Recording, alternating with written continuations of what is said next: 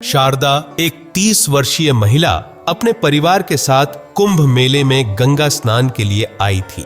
उसकी गोद में उसकी 3 साल की नन्ही बेटी गौरी थी। शारदा अपने पति मोहन के साथ प्रयागराज पहुंची थी। बचपन से ही उसने अपनी दादी और माँ से सुना था कि कुंभ के मेले में गंगा स्नान करने से जन्म जन्मांतर के पाप कट जाते हैं और मोक्ष की प्राप्ति होती है।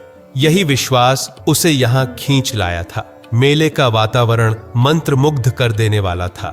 संतों की वाणी, भक्तों के जयकारे, धूप दीप की खुशबू और चारों ओर गूंजते भजन, यह सब मिलकर एक अनोखी आध्यात्मिक अनुभूति दे रहे थे। गंगा तट पर एक अजीब ऊर्जा व्याप्त थी, मानो समय धीमा हो गया हो। शारदा अपनी बेटी गौरी के साथ गंगा में डुबकी लगाने के लिए बढ़ी। उसने अपनी बेटी को कसकर पकड़ा हुआ था, लेकिन जैसे ही वह पवित्र जल में उतरी, अचानक एक तेज लहर आई और उसकी बेटी उसके हाथों से छूट गई। एक अज्ञात भय उसकी आत्मा तक सरसराने लगा। गौरी छोटे छोटे हाथों से पानी में तैरने की कोशिश कर रही थी, परंतु गंगा की तेज लहरों ने उसे बहा लिया। शारदा ने घबराकर जोर जोर से चिल्लाना शुरू कर दिया, गौरी, मेरी बेटी, कोई बचाओ! भीड़ में अफरा तफरी मच गई। कुछ लोग मदद के लिए दौड़े, लेकिन गंगा की धारा इतनी तेज थी कि बच्ची कुछ ही क्षणों में दिखाई देना बंद हो गई। शारदा ने खुद को पानी में फेंक दिया, लेकिन लोगों ने उसे पकड़ लिया। बहन, गंगा की धारा बहुत तेज है, तुम खुद भी डूब जाओगी। शारदा के रोने और चीखने की आवाज से सारा माहौल गमगीन हो गया। किसी को नहीं पता था कि गौरी का क्या हुआ।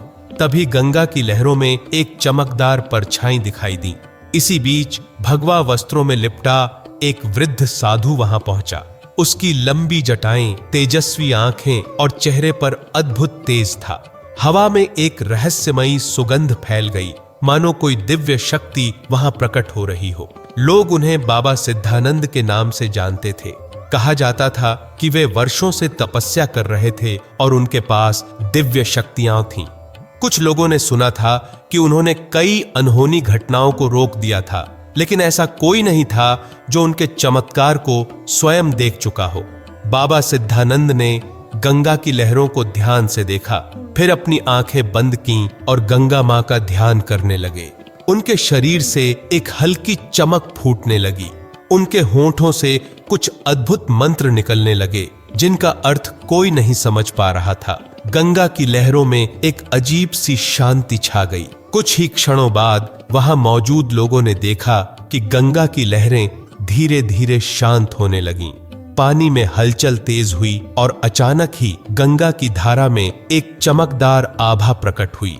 लोगों की सांसें थम गईं। फिर कुछ दूर एक दिव्य प्रकाश के घेरे में गौरी प्रकट हुई। उसका नन्हा शरीर पानी की सतह पर तैरने लगा। ऐसा लग रहा था जैसे गंगा मां ने स्वयं उसे अपनी गोद में उठा लिया हो। बाबा सिद्धानंद ने अपने हाथ से इशारा किया और गौरी धीरे धीरे किनारे पर आ गई। भीड़ में सन्नाटा छा गया। फिर अगले ही पल शोर मच गया, जय गंगा मैया, जय बाबा सिद्धानंद। लोगों ने अपने जीवन में ऐसा दृश्य पहले कभी नहीं देखा था। शारदा ने दौड़कर अपनी बेटी को गोद में उठा लिया और रोते रोते उसे गले से लगा लिया। गौरी बेहोश थी, लेकिन उसकी सांसें चल रही थीं। बाबा ने गौरी के सिर पर हाथ फेरा और कुछ मंत्र पढ़े। कुछ ही पलों में गौरी ने अपनी आंखें खोल दीं। वह ठीक थी। यह देखकर भीड़ में खुशी की लहर दौड़ गई। शारदा बाबा सिद्धानंद के चरणों में गिर पड़ी। बाबा, आपने मेरी बेटी को नया जीवन दिया है। मैं आपकी यह कृपा कभी नहीं भूलूंगी। बाबा सिद्धानंद ने मुस्कुराते हुए कहा, यह सब गंगा मां की कृपा है पुत्री। जब मन सच्चा हो और भक्ति गहरी हो तो मां कभी अपने भक्तों को निराश नहीं करती। यह बालिका गंगा मां की ही संतान है। मां ने इसे तुम्हें लौटा दिया है, अब इसे संभाल कर रखना। शारदा ने अपनी बेटी को सीने से लगाते हुए गंगा मां के आगे हाथ जोड़े और उनके प्रति अपनी कृतज्ञता प्रकट की। भीड़ में मौजूद हर व्यक्ति बाबा सिद्धानंद की जय जयकार करने लगा। परंतु जैसे ही लोग उन्हें धन्यवाद देने के लिए आगे बढ़े, वे वहां से अंतर्ध्यान हो गए। लोगों ने इधर उधर देखा, लेकिन बाबा कहीं नहीं थे। यह देखकर सबकी आंखों में श्रद्धा और आश्चर्य के भाव थे। उस दिन शारदा और गौरी के जीवन में एक नया विश्वास जन्म ले चुका था। गंगा मां की कृपा और साधुओं की तपस्या से चमत्कार संभव है। कुंभ का यह दिन शारदा के जीवन का सबसे महत्वपूर्ण दिन बन गया, जहां उसने अपनी बेटी को खोते खोते फिर से पा लिया।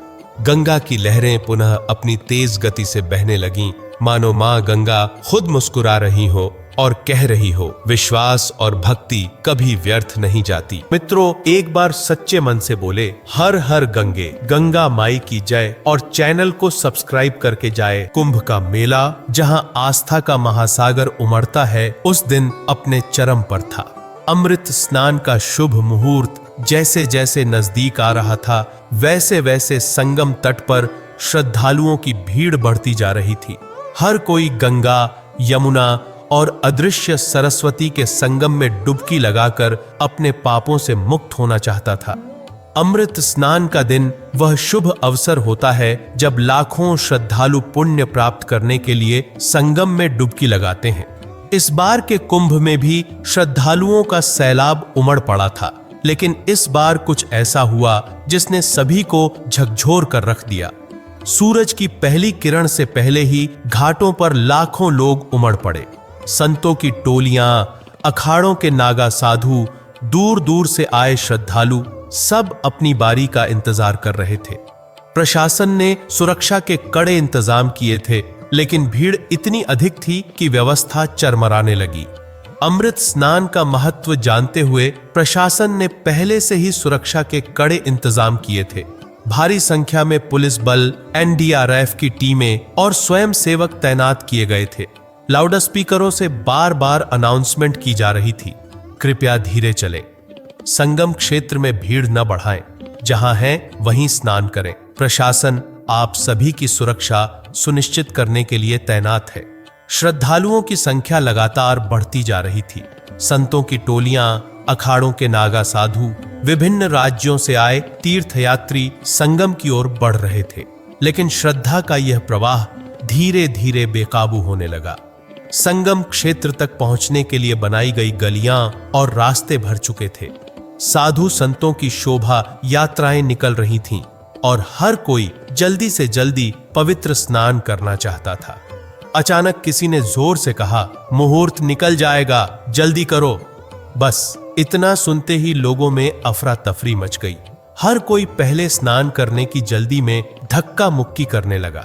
किसी का पैर फिसला, कोई बच्चों को संभालने में गिर पड़ा, कोई धक्का देकर आगे बढ़ने लगा, कोई अपने परिवार को पकड़कर तेजी से संगम की ओर दौड़ा। कई लोग दबकर वहीं बेहोश हो गए।